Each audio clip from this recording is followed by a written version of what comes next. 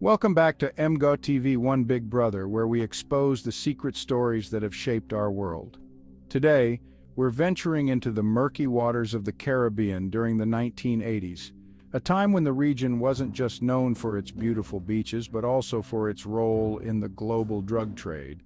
Allegations have long swirled that the CIA, in its fight against communism, either turned a blind eye or was directly complicit in narcotics trafficking throughout the Caribbean. This is the story of how the Cold War and the war on drugs collided in a dangerous game of power. During the 1980s, the Caribbean was a critical front in the Cold War.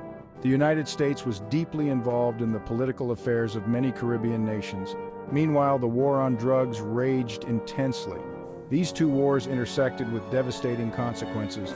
The Caribbean's proximity made it a key strategic region. Any communist foothold was seen as a direct threat. The region's geography also made it a prime route for drug trafficking. Allegations of CIA involvement in drug trafficking in the Caribbean have surfaced repeatedly. Some claim the CIA ignored or facilitated drug shipments to counter communist influence. These allegations are strong in relation to Haiti, the Bahamas, and the Iran-Contra affair. Manuel Noriega, a known CIA asset, was deeply involved in drug trafficking. Noriega's connections to Caribbean drug routes exemplify the murky alliances of the era. The Iran-Contra affair is a notorious example of alleged CIA complicity in drug trafficking. The scandal involves secret arms sales to Iran, with proceeds funding Contra rebels in Nicaragua. Testimonies suggest some Contra funding came from drug trafficking through the Caribbean. The CIA denied direct involvement, but evidence suggests they were aware and did not intervene. The overlap between U.S. anti-communist operations and the drug trade raises troubling questions.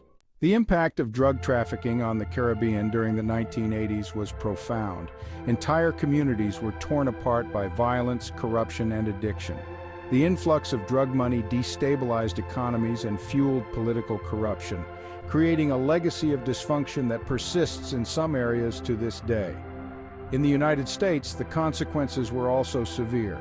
The rise of crack cocaine in American cities, fueled in part by drugs smuggled through the Caribbean, led to a public health crisis and an intensification of the war on drugs. And all the while, the question of CIA involvement in this trade continues to cast a shadow over the agency's legacy.